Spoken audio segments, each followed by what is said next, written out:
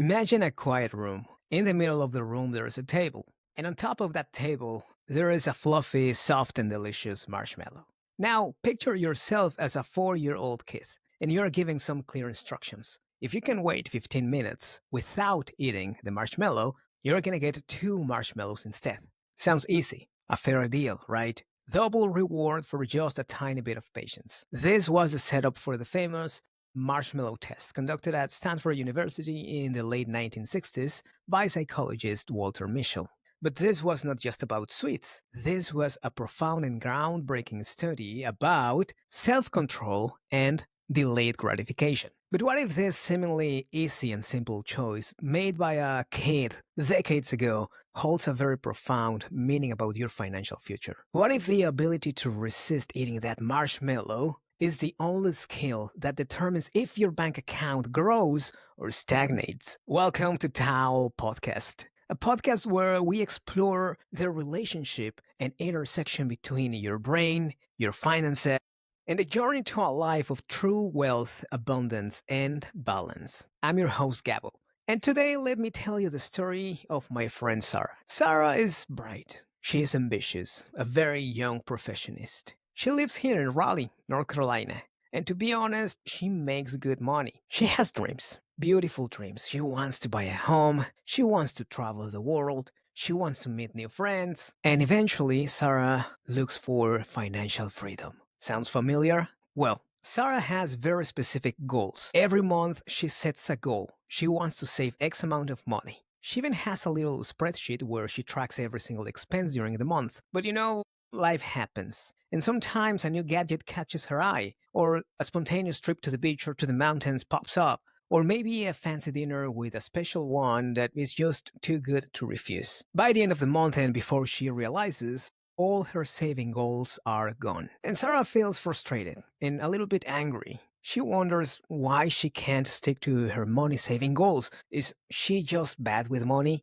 Well, Sarah's struggle isn't a personal failure. This is a classic battle against her own brain's wiring. And at the core of this situation, there is something that behavioral economists call present bias. In simple term, present bias is the preference or the tendency to find immediate gratification. Think about our ancient ancestors. They were trying to find shelter and food and avoid danger, and that was the immediate gratification they were seeking for. And to be honest, that primal instinct is still with us, here, nowadays, and it's powerful. It prioritizes immediate gratification and instant pleasure over distant, yet better benefits. So now let's talk about two different systems. System 1 and yes, you got it right. System 2. System 1 is fast, is sharp, it's very intuitive, yet is a little bit emotional. System 1 is the one that sees a new gadget or maybe a spontaneous trip to the beach and says, yes, let's go for it, why not? It's quick and effortless, and it usually operates under your conscious awareness. On the other hand, System 2 is the slow thinker. It deliberates. It is your rational brain. It's the one that understands the concept of compound interest, the one that knows that it's better to save a little bit of money for a retirement plan or invest. It can calculate the long-term benefits of saving money and delayed gratification. The problem here, though, is that System 1 is going to win the battle most of the times, especially if you are tired or anxious or angry or under a lot of stress. The brain's reward system, which is fueled by dopamine, is going to get that hint of an immediate purchase.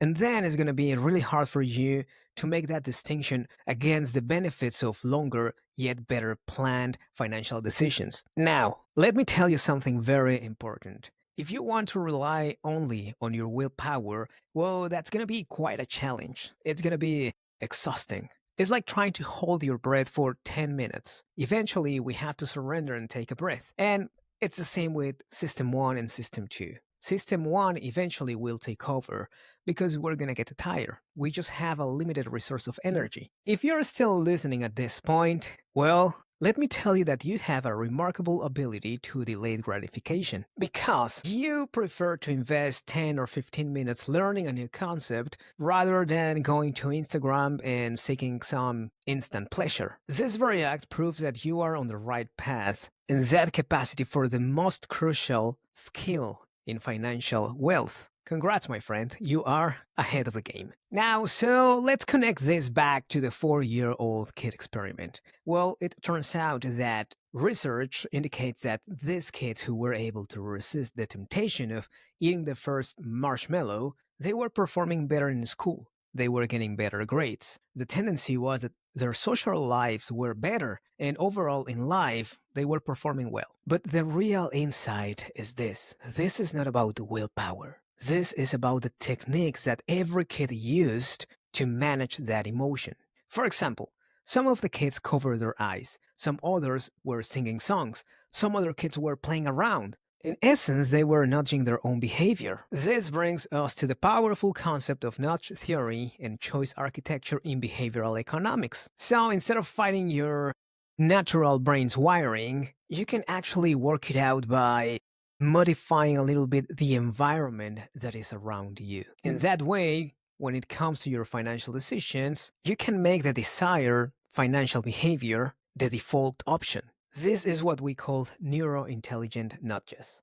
Think about this. Many companies will try to manipulate, or let's call it influence, your behavior. For example, if you go into a cafeteria, let's say that the healthier option of food is going to be placed at your eye level. There is a purpose for that. So instead of your brain wasting energy scanning the entire place and trying to find the product that you want, you will have it and find it right there in front of your eyes. This leverages the automatic and very human tendency of sticking to the default option. The good news is that you can apply this concept to your financial decisions. In the case of Sarah, instead of every month separating money from her primary account to her savings account, she can actually set an automatic transfer every single month on payday. In that way, she won't have to move a finger. She is essentially making the right decision the default option. This is about building habits that you can stick with. And eventually, this should feel effortless over time. So the next time you're thinking about an impulse purchase, pause for a little bit and think about how your brain or your environment is structured around, and understand that this struggle isn't lack of discipline, but a fundamental cognitive bias that comes with us by default. But by implementing these smart nudges, you can automate your savings and effectively influence your brain to overcome this present or the right now bias. This is all about making saving effortless, not a constant battle. So this leads us to the question, what if financial freedom is not about making more money, and instead it is about understanding our brain a little bit better? How will you design your environment? What are the changes that you would make around you so every time that you have to make a financial decision, that decision is the right one? Well, that's it for today in Tao Podcast. I'm your host, Gabbo. And stay tuned for the next episode because we are gonna talk about the overconfident investor. Why do we think that we know way more than what we actually do? Thanks for staying, and I'll see you next time.